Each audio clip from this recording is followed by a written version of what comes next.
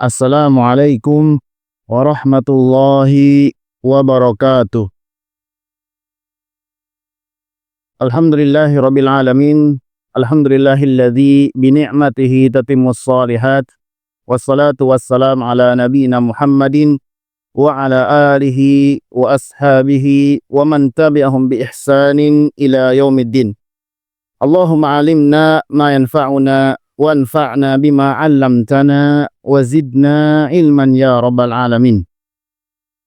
Jamaah sekalian, alhamdulillah, puji syukur kehadirat Allah Subhanahu wa taala, pada kesempatan malam ini kita masih diberikan banyak sekali nikmat dari Allah Subhanahu wa taala hingga akhirnya kita bisa berkumpul di tempat yang mulia ini, bermajlis ilmu ini, yang insya Allah kita tidak lain berkumpulnya kita di sini bukan karena kita keluarga, bukan karena kita satu organisasi, bukan karena kita satu golongan, bukan karena kita satu alma mater, tapi berkumpulnya kita di sini tidak lain hanya ingin menggapai ridho Allah Subhanahu wa taala.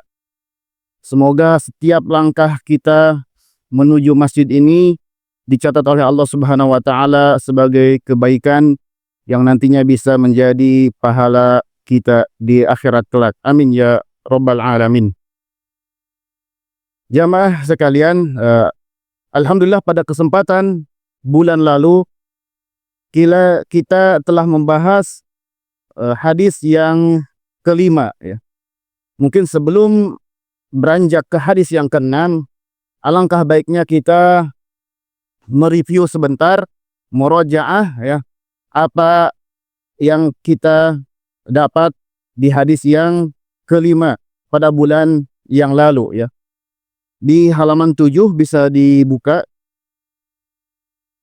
Di halaman 7 hadis yang lalu kita telah membahas bahwasanya Rasulullah SAW melarang kita mandi di air yang tergenang ya. Salah satunya itu mandi di air yang tergenang, dilarang.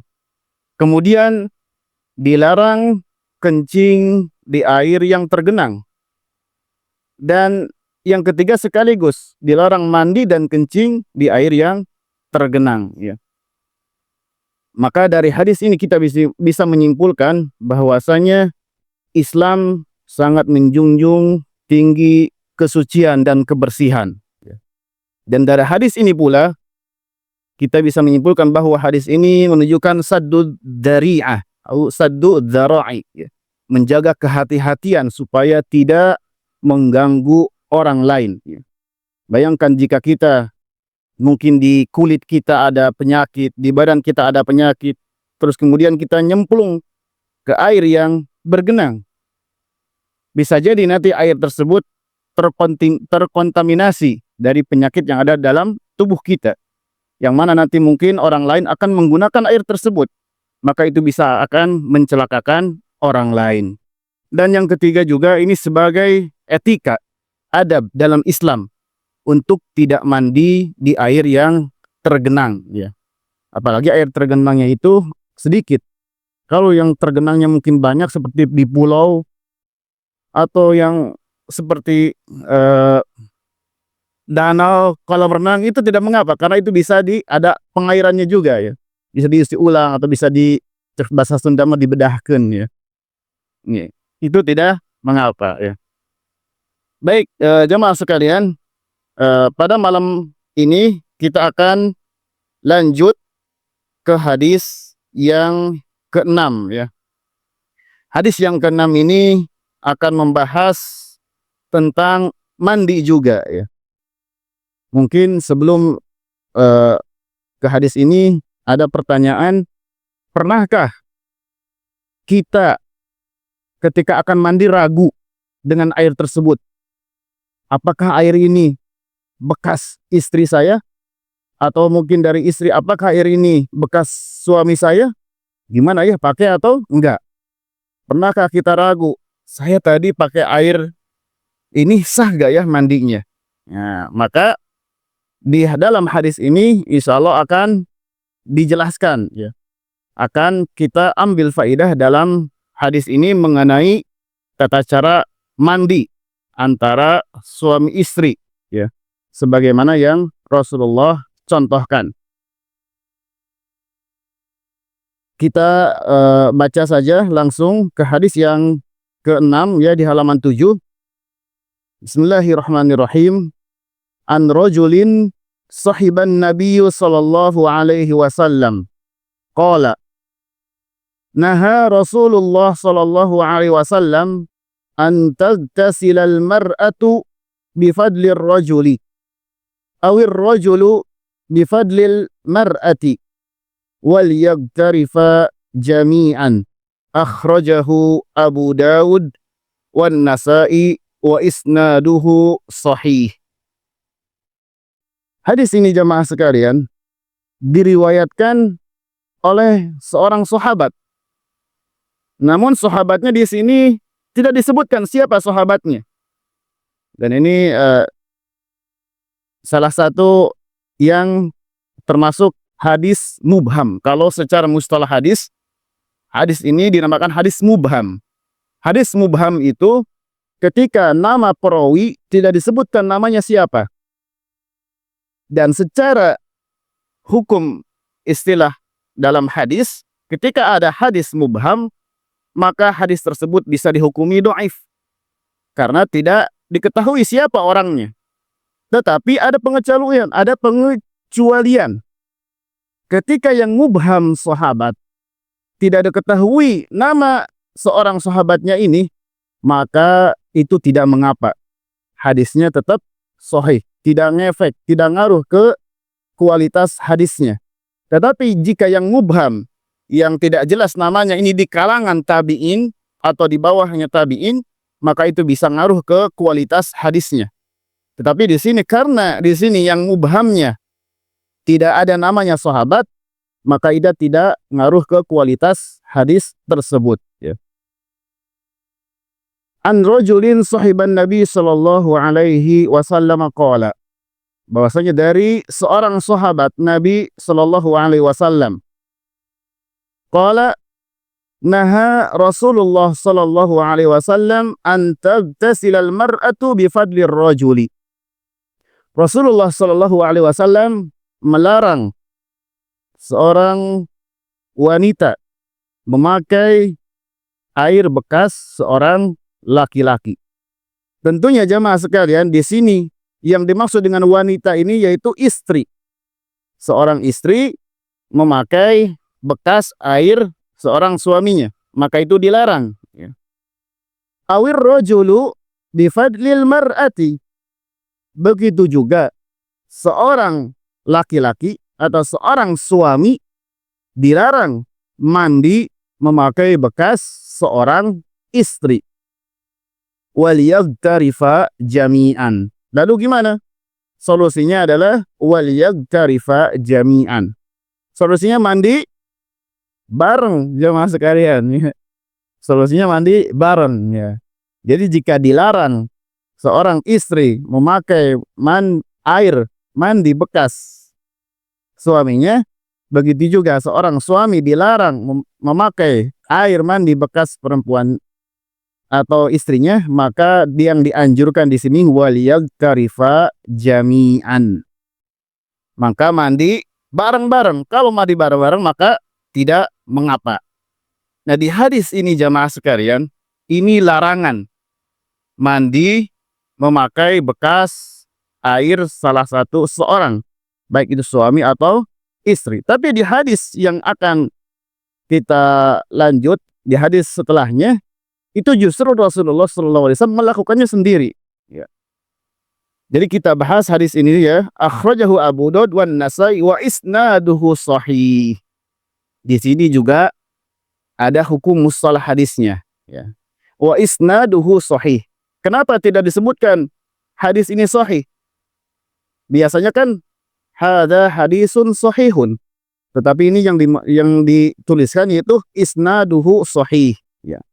Di sini juga menjadi perdebatan di antara para kalangan ulama hadis ya.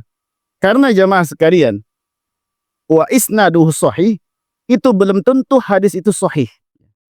Jika sanadnya sahih, maka belum tentu matanya juga sahih. Ya. Ada beberapa kemungkinan jika yang disebutkan isnaduhu sahih. Kemungkinan yang pertama, hadis ini hadis yang syadz. Dalam mustalah hadis ada namanya syadz. Syadz itu mukhalifas thiqah liman awsat minhu. Seorang perawi yang menyelisihi pada perawi yang lebih thiqah, yang lebih pintar, yang lebih mulia dibandingkan dengan dianya. Maka di hadis ini jamaah, sanadnya sahih, tapi bisa jadi bertentangan dengan riwayat-riwayat lain yang lebih kuat kredibilitasnya, yang lebih banyak meriwayatkan hadisnya. Itu salah satu kenapa di sini isnaduhu sahih. Kemudian yang kedua, hadis ini bisa jadi hadis yang mu'allal. Hadis mu'allal itu hadis yang ada cacatnya, hadis yang ada aibnya. Mungkin secara zahir hadis ini kelihatannya sahih ya. Tetapi secara aslinya, hakikatnya jika kita teliti mungkin ada cacatnya. Nah, salah satu contoh cacat yang ada dalam hadis itu yaitu idraj. Hadisnya hadis yang mudraj. Hadis mudraj itu adalah tambahan satu kalimat atau satu huruf yang bukan dari Rasulullah. Tambahannya itu bisa dari sahabat atau dari tabi'in. Nah, maka di hadis ini bisa jadi hadis idraj ya, yang ada tambahan dalam matanya yang bukan dari Rasulullah Shallallahu Alaihi Wasallam. Kemudian juga yang selanjutnya bisa jadi hadis ini bertentangan dengan hadis-hadis yang lain yang serupa, yang mana kita akan temukan setelahnya ya. Kita bacakan sekarang setelahnya di halaman 8, bisa dilihat jamaah sekalian ya. An Ibni Abbasin radhiyallahu anhuma anna an-nabiy sallallahu alaihi wasallam kana yagtasilu bi fadli Maimunah radhiyallahu anha, akhrajahu Muslim. Wa li ashabis sunan igtasala ba'du azwajin nabi sallallahu alaihi wasallam fi jafnatin faja'a liyagtasila minha faqalat lahu inni kuntu junuban faqala innal ma'a la yujnib wa sahhahahu Tirmidzi wa Ibnu Khuzaimah. Hadis selanjutnya jamaah sekalian, hadis yang ketujuh. Ini justru Rasulullah sallallahu alaihi wasallam mandi menggunakan bekas istrinya, yaitu Maimunah ya. Dan hadis ini diriwayatkan oleh Ibnu Abbas. Ibnu Abbas kita ketahui bahwa beliau adalah salah satu sahabat yang paling banyak meriwayatkan hadis, sampai meriwayatkan 1660 hadisan. Dan Ibnu Abbas juga yang memiliki keutamaan di antara para kalangan sahabat yang lainnya, hingga Rasulullah SAW mendoakan beliau, Allahumma faqihhu fid din wa 'allimhu ta'wil. Dan benar beliau faqih terhadap agamanya, dan beliau juga pandai menafsirkan Al-Quran, hingga beliau dijuluki dengan Hibrul Ummah atau Habrul Ummah wa Turjumanul Quran. Hibrul Ummah, tintanya umat ini, saking luasnya ilmunya beliau ya. Dan saking beliau fahamnya terhadap tafsir Quran, takwil Quran, maka dilaqabi dengan Turjumanul Quran. Dan beliau juga termasuk sahabat yang kecil ya, sahabat yang junior. Ketika Rasulullah wafat, umur beliau sekitar 13 tahun. Tapi beliau ini termasuk salah satu sahabat yang paling meriwayatkan hadis, yang paling banyak meriwayatkan hadis, ya. Taib, hadis tersebut, ya, anna Nabiy sallallahu alaihi wasallam kana yaktasilu Maimunah, bahwasanya Rasulullah sallallahu alaihi wasallam pernah mandi dengan menggunakan air sisa Maimunah. Maimunah itu istrinya Rasulullah, ya. Min ummahatul mukminin, ya. Dan Maimunah adalah istri yang paling terakhir. Istri keberapa jamaah sekalian? Ke-11, ya. Ke-11, ya. Sampai 11 pernah, ya. Di sini jamaah sekalian, ya, Maimunah dengan Ibnu Abbas itu masih kerabat, ya. Ibnu Abbas ke Maimunah itu bibi, ya. Maimunah binti Al-Haris. Dan di sini, ya ikhwah, kalau kita lihat secara zahir, seolah-olah hadis ini bertentangan. Di awal Rasulullah SAW melarang kita mandi dengan sisa air suami atau istri, tetapi Rasulullah SAW malah melakukannya, ya. Begitu juga dengan hadis yang selanjutnya, ya. Igtasala ba'du azwajin Nabi sallallahu alaihi wasallam fi jafnatin, bahwasanya dahulu sebagian istri-istri Nabi Muhammad sallallahu alaihi wasallam mandi fi jafnatin. Jafnatin itu bejana yang besar, yang lebih besar daripada bejana biasanya, ya. Faja'a liyagtasila minha, maka ketika istrinya Nabi itu mandi, kemudian Nabi SAW datang mau mandi juga. Faqalat lahu, maka istrinya berkata kepada Nabi, inni kuntu junuban, ya Rasulullah, saya mandi tadi ini sudah junub ya Rasulullah. Di sini sudah paham semuanya insyaallah junub itu apa, ya. Junub itu sudah berhubungan suami istri. Baik. Faqala, maka Rasulullah sallallahu alaihi wasallam bersabda, innal ma'a la yujnib. Nah, di sini ada 3 riwayat, ya. Innal ma'a la yujnib, bisa juga innal ma'a la yujnabu, innal ma'a la yujnubu, la yujnaba. Nah, sesungguhnya air itu tidak junub. Air itu tetap suci, ya, meskipun dipakai orang yang junub. Dan hadis ini sesuai dengan hadis-hadis yang telah kita lewat. Innal ma'a la yunajjisuhu syai'un, ya, bahwa air itu tidak terkena najis dengan apapun, ya. Baik jemaah sekalian, ya, ketika di hadis pertama itu larangan mandi dengan bekas air suami atau istri, tetapi di sini justru Rasulullah melakukannya. Maka bagaimana sikap kita jika bertemu dengan hadis yang seolah-olah bertentangan, ya? Kalau kita ambil dikompromikan, maka hadis yang pertama yang larangan itu, kata para ulama bahwa larangan ini bukan larangan tahrim, bukan larangan haram, tetapi larangan ini adalah larangan tanzih. Larangan tanzih itu sebagai kehati-hatian, makruh istilahnya, lebih ke makruh, ya, bukan ke larangan haram, ya. Ini yang melarang bahwa mandi tidak boleh memakai air bekas suami atau istri. Dan juga larangan ini ketika air yang kita punya ini airnya banyak.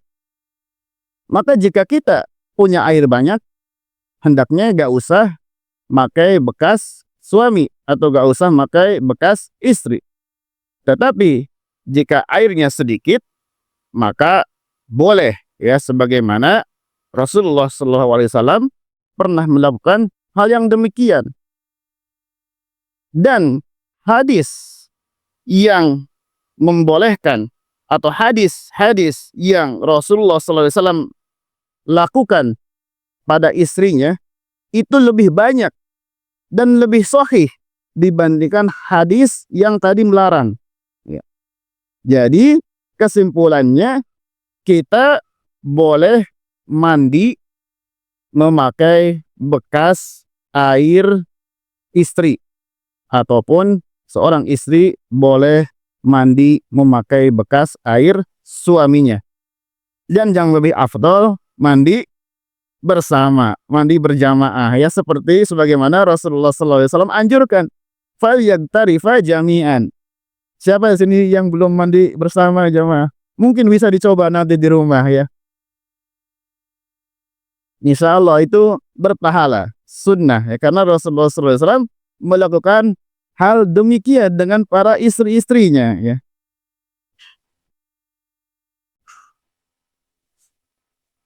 Ya, bisa jadi ada cepretan-cepretan dalam tubuh kita, cepretan-cepretan ke embernya, ya.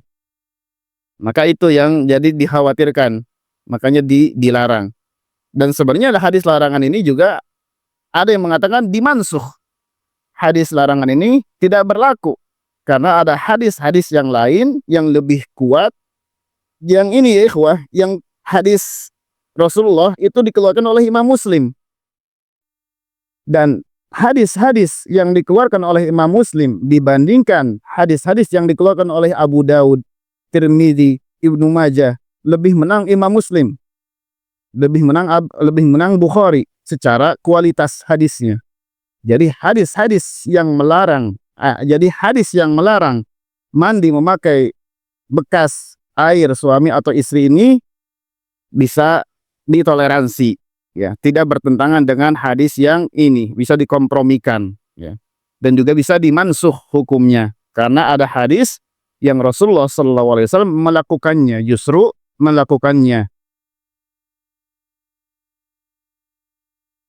Oke, kita pindah ke hadis selanjutnya, ya. Hadis nomor 9, ya. Masih di halaman 8. An Abi Hurairah radhiyallahu anhu qala Rasulullah sallallahu alaihi wasallam, tuhuru ina'i ahadikum idza walagha fihi al-kalbu an yaghsilahu sab'a marratin ulahunna bit-turab, akhrajahu Muslim, wa fi lafdhin lahu falyuriqhu, walit Tirmidzi ukhrahunna aw ulahunna bit-turabin. Hadis ini ya ikhwah, hadis tentang bagaimana status air ketika terkena jilatan anjing, ya. Hadis ini status hukum air yang terkena jilatan anjing, ya. Hadis ini diriwayatkan oleh Abu Hurairah. Dan Abu Hurairah masyhur, ya, sudah dibahas pada hadis yang awal. Itu sahabat yang paling banyak meriwayatkan hadis, ya. Baik, qala Rasulullah sallallahu alaihi wasallam, tuhuru ina'i ahadikum.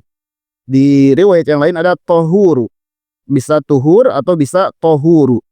Tahuru ina'i ahadikum idza walagha fihil kalbu an yagsilahu sab'a marratin, ya. Dari Abu Hurairah radhiyallahu anhu berkata, Rasulullah sallallahu alaihi wasallam bersabda, sucinya bejana salah satu di antara kalian jika dijilat anjing, maka hendaknya membasuh 7 kali, ya. Ulahunna bit-turab, ya. Yang pertamanya dengan debu atau tanah atau pasir, ya. Akhrajahu Muslim. Ini hadisnya dikeluarkan oleh Imam Muslim. Wa fi lafdin lahu, dan di lafaz yang lainnya, falyuriqhu. Falyuriqhu dibuang, ditumpahkan. Walid Tirmidzi, dan dari Imam Tirmidzi, ukhrahunna au ulahunna bit-turab. Pakai tanahnya itu, pakai pasirnya itu bisa di akhir atau bisa di awal, ya. Maka kita akan bahas sekarang ya. Jika anjing menjilat air yang ada dalam bejana kita, secara hukum di hadis ini, maka airnya menjadi najis dan airnya dibuang. Ya, airnya dibuang. Sekarang yang pertanyaannya adalah idza walagha fihil kalbu. Ya. Bagaimana hukum anjing itu tersebut? Ya. Apakah anjing itu najis semua badannya atau hanya najis mulutnya aja atau jilatannya aja? Maka itu juga para ulama berbeda pendapat tentang hal ini. Ya. Dan ini sudah biasa dalam fikih. Ada yang mengatakan bahwa anjing itu semuanya najis. Dan ini pendapat Imam Syafi'i dan Imam Hambali. Ya. Karena kalau lidahnya saja najis, maka badannya seluruhnya pun najis. Karena lidah itu biasanya lebih suci dibandingkan dengan badan kita, kulit kita. Maka kalau yang intinya itu najis, maka ke bagian-bagiannya pun najis. Itu pendapat yang pertama. Pendapat yang kedua, tidak. Anjing itu hanya najis mulutnya saja, lidahnya saja. Karena sesuai dengan keterangan hadis ini. Ya. Nah, maka para jumhur ulama, termasuk Imam Syafi'i, Imam Ahmad, mengatakan bahwasanya anjing itu semuanya najis. Ya. Walaupun badannya atau lidahnya atau bagian yang lainnya. Ya. Dan jika jilatan anjing mengenai bejana, maka air itu najis. Dan bejananya pun harus dicuci. Dan pencuciannya pun ini beda dengan yang lainnya. Pencuciannya 7 kali. Ya. Dan ini juga 7 kali menjadi perbedaan. 7 kali itu apakah yang pertamanya dengan pasir atau pasirnya itu diakhirkan. Karena di sini kalimatnya ulahunna biturab, ada yang mengatakan yang pertamanya biturab dengan tanah, atau ada pilihan ukhrahunna au ulahunna biturab. Maka ini juga berbeda pendapat di antara para kalangan ulama fikih ya. Tetapi yang lebih rajih ya, maka ketika ada anjing menjilat bejana, maka yang lebih rajih yang dahulukan adalah yang ulahunna. Yang pertama kali adalah dengan tanah. Kemudian 6 kali cuciannya itu dengan air. Kenapa? Karena yang mengatakan ulahunna biturab, yang pertama ini adalah Imam Muslim. Lagi-lagi Imam Muslim ya. Karena derajat Imam Muslim itu lebih tinggi dibandingkan dengan derajat Tirmidzi, Abu Daud, An-Nasa'i, wa Ibnu Majah dan lain sebagainya. Kemudian yang kedua, ulahunna biturab, dicucinya dicuci terlebih dahulu oleh tanah, itu lebih bersih dibandingkan tanahnya nanti di akhiran ya. Kalau tanah yang dicuci lebih awal, maka bisa dihilangkan oleh airnya. Tetapi kalau tanahnya nanti di akhir, itu bejananya akan kotor ya, akan kotor terkena tanah ya. Maka lebih dianjurkan jika ada bejana yang terkena anjing, maka yang dahulu dicuci yaitu dengan pasirnya, dengan tanahnya, kemudian dengan air sisanya ya. Dan ini tidak bisa digantikan. Misalnya dengan sabun aja lah. Jadi kalau digantikan dengan sabun kurang maksimal.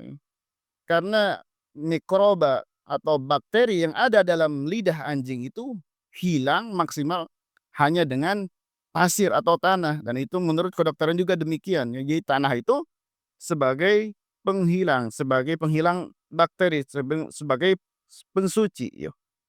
Tidak bisa ada yang mengartikan yang semaksimal dengan tanah ya. Maka afdolnya jika ada anjing mengenai kita atau mengenai barang yang ada di sekitar kita, hendaknya dicuci 7 kali. Yang pertamanya dengan tanah atau pasir, yang lainnya dengan air.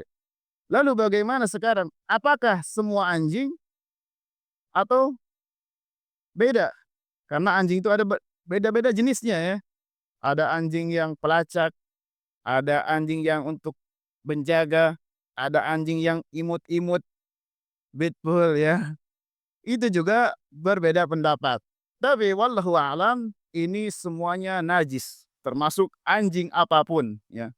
Anjing apapun, jenis anjing apapun, semuanya najis. Meskipun anjing itu yang imut-imut, tetap tetap najis ya.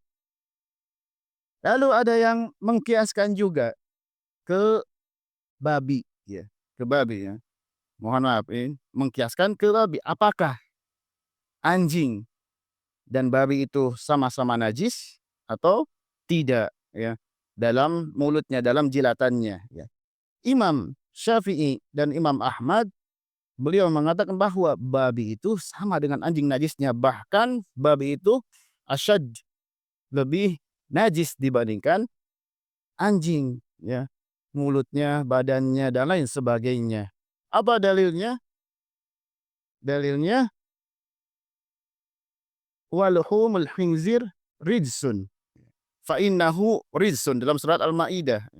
Karena babi itu jelas dalam surat Al-Maidah itu rijsun, najis ya. Maka itu dikiaskan ke babi. Nah, sedangkan Imam Malik dan Abu Hanifah, beliau mengatakan bahwa babi itu tidak najis jilatannya, tidak seperti anjing. Karena tidak ada hadis yang menyatakan bahwa jilatan babi itu harus dicuci tujuh tujuh kali ya. Wallahu alam bisawab, tapi ana lebih memilih pendapat Imam Syafi'i dan Imam Hanbal dan Hambali ya, yang menyatakan bahwa anjing dan babi itu sama-sama najis. Bahkan anjing itu lebih jorok daripada babi itu lebih jorok daripada anjing, maka itu najisnya bisa lebih-lebih ya.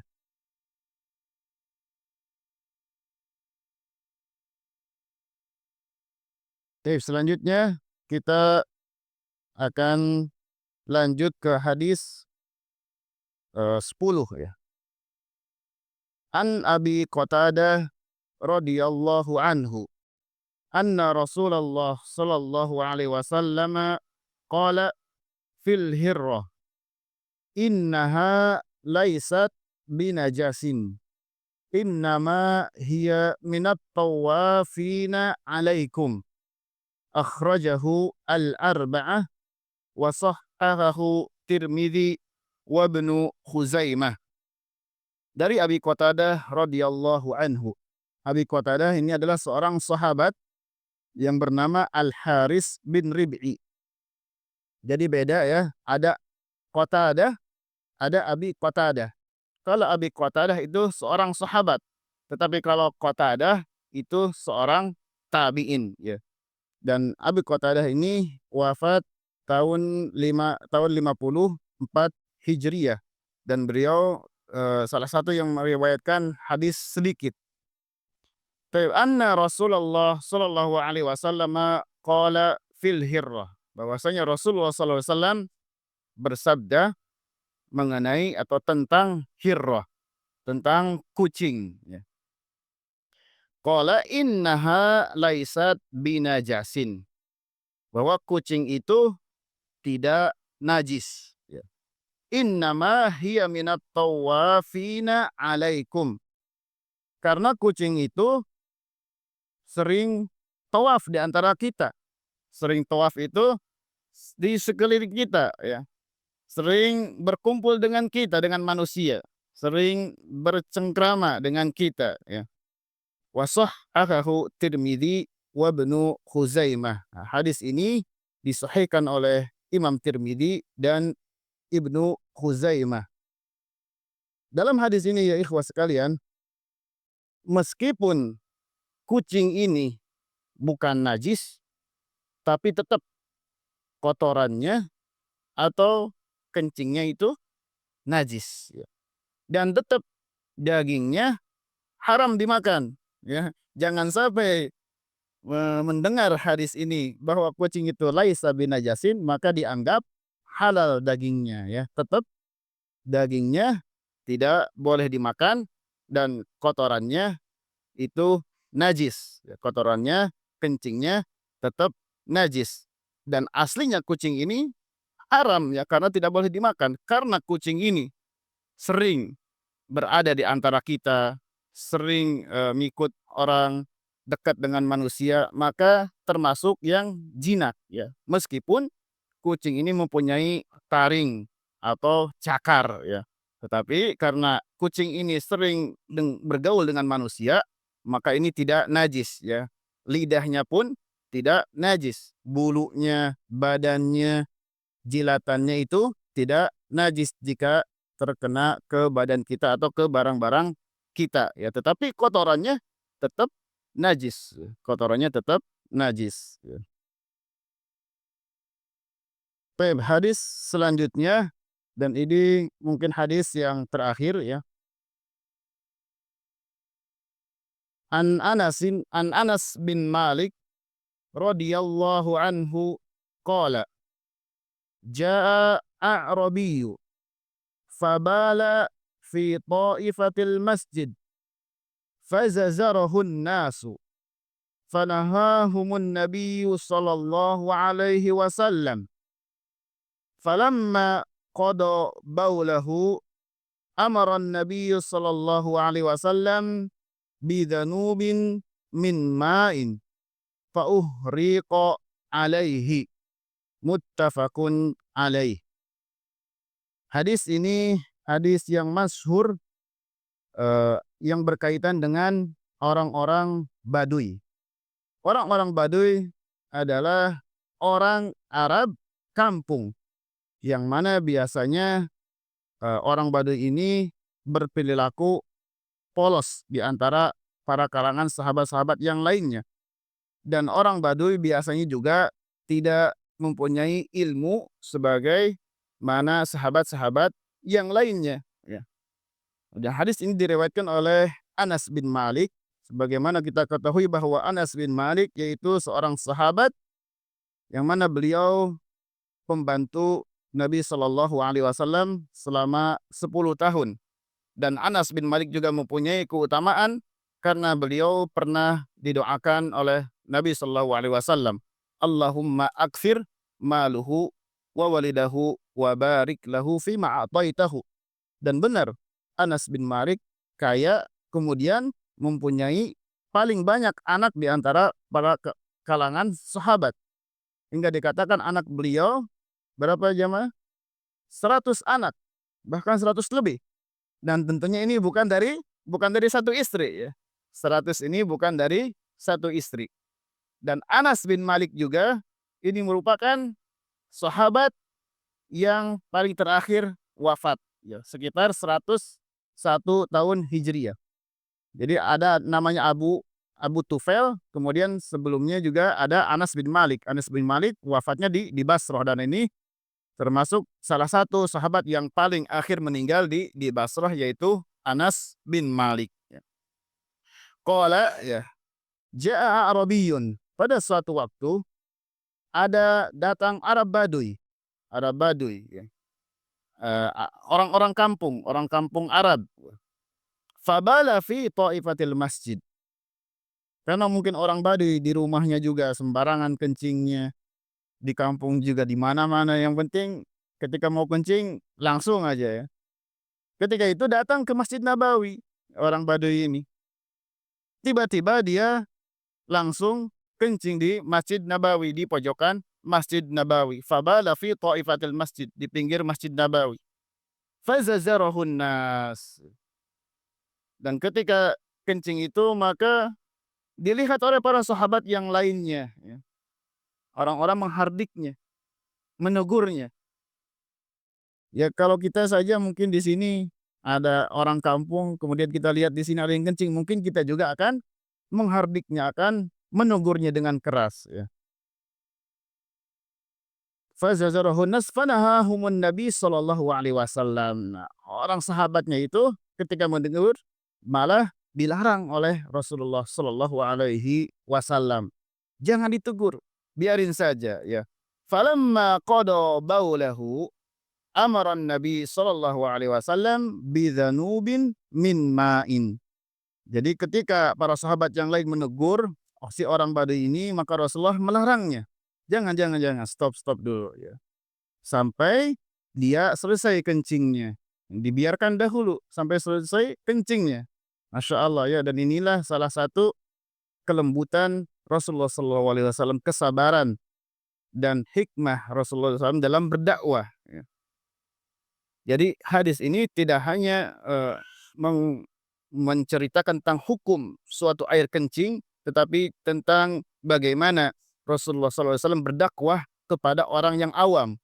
Tidak langsung ditegur, tetapi dibiarkan dahulu. Ya. Falamma qada baulahu amara Nabi sallallahu alaihi wasallam bidhanumin min ma'in. Setelah orang Badui ini kencingnya selesai, maka Rasulullah pun memerintahkan kepada sahabat untuk menyiramnya kencing tersebut dengan setimba air ya. Fa uhriqa alaihi ya, dengan setimba air untuk menghilangkan bekas air kencing tersebut. Nah, di sini hubungannya dengan babul ma'i, yaitu bahwa air kencing manusia itu juga najis ya.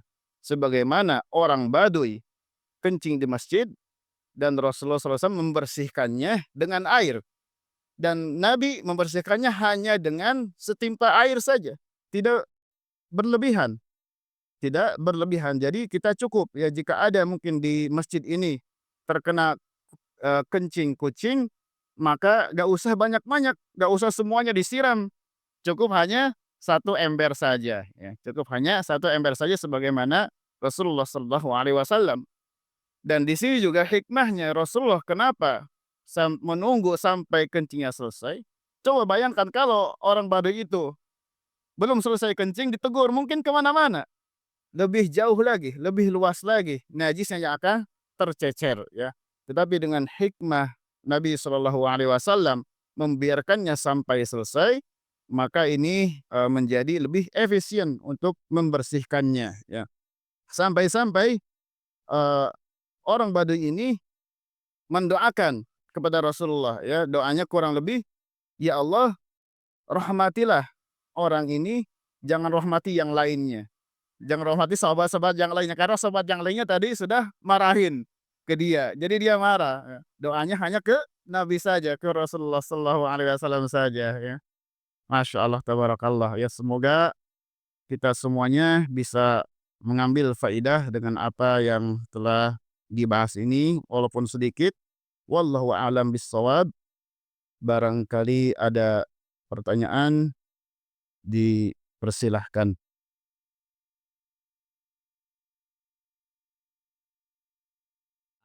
Tak tawakkal tahu tari positif airnya dan hola basket pisahkan tapi tak enggak Nah. Ya, Masya Allah. Bagus pertanyaannya nih. Ya, ya bagus, Masya Allah. Al-hillu. Nah, ya. Masya Allah. Ya. mau tapi sisaan hingga bata ada juga Aizat ada Ya, Masya Allah. Ya, mi halaman 5 ya, Pak ya.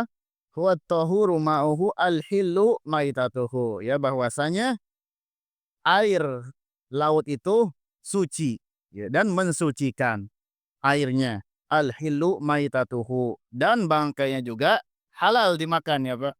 Tapi yang dimaksud dengan halal bangkainya itu hanya penduduk lautnya saja. Hanya komunitas lautnya saja, hanya makhluk hidup di laut saja. Bukan yang dari darat kemudian dilempar ke laut halal, enggak berubah ya. Tapi hanya makhluk-makhluk yang ada di dalam lautan saja ya. Tidak bisa misalnya, ada sapi nih meninggal, ke lautin dulu lah biar halal. Nggak bisa gitu ya. tetap itu haram bangkainya ya. Bangkai yang di laut, semua jenis binatang yang di laut bangkainya halal walaupun tidak disembelih dulu. Tidak mengucap bismillah dulu langsung halal ya, langsung bisa dimakan. Yang kedua tadi apa, Pak? Oh ya, es batu untuk wudu gimana? Bisa, Bapak. Bisa menggunakan air es batu untuk wudu. Pakai air salju juga bisa kalau ada saljunya di sini. Gini. Bisa, bisa, iya bisa. Asal wudunya merata, Bapak ya. Merata termasuk ke tumit-tumitnya. Karena kalau wudunya tidak merata itu ada ancaman dari Nabi. Ancamannya wailul lil aqabi minan nar. Celakalah bagi orang-orang yang wudunya tidak merata, tidak mengenai tumit-tumitnya. Jadi diusahakan kalau wudu pakai air es batu karena keras ya, maka usahakan harus semuanya ke kebilas, semuanya kebilas ya. Baik, bisa Bapak ya kalau pakai air batu juga. Mungkin tidak ada yang nanya lagi, cukup? Bentar.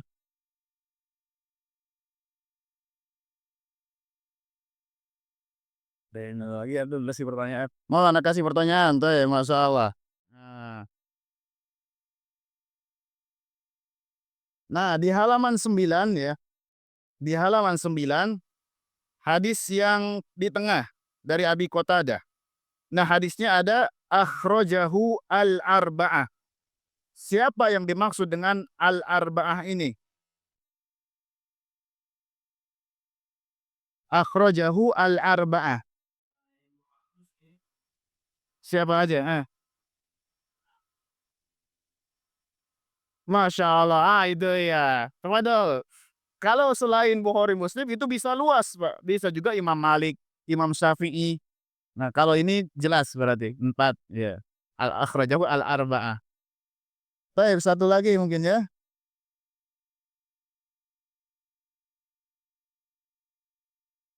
Satu lagi ini di halaman 8. Ini mudah ini.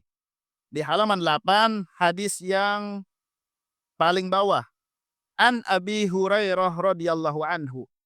Siapa nama Abu Hurairah? Nama asli Abu Hurairah.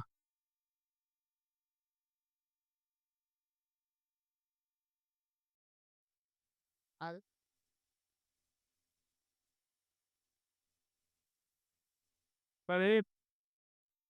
Oh, udah tahu ya dari dulu ya? Atau diganti aja pertanyaannya nih? Diganti aja pertanyaannya. Baik. Baik, di atasnya. Di atasnya. Di atasnya ya.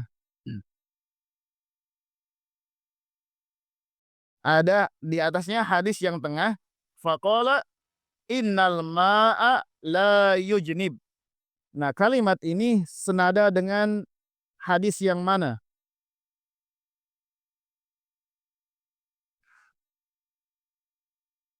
Innal ma'a la yujnib.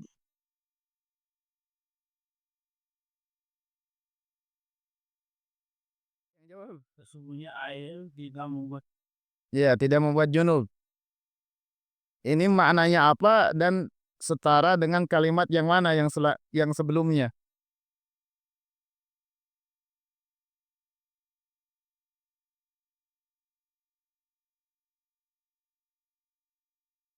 Taib, innal ma'a la yujnib berarti air itu dianggap suci, tidak terkena dengan kotoran-kotoran junub. Meskipun kena dengan kotoran junub tetap suci. Sebagaimana hadis yang sebelumnya, innal ma'a la yunajjisuhu syai'un. Nah, sebagaimana innal ma'a la yunajjisuhu syai'un. Tidak akan menjadi najis oleh apapun, ya. Wallahu a'lam bissawab. Naktafi bihada wa sallallahu ala nabiyyina Muhammad. Naktafi bika fadlal majlis. Subhanakallahumma wa bihamdika asyhadu an la ilaha illa anta astaghfiruka wa atubu ilaih. Wassalamualaikum warahmatullahi wabarakatuh.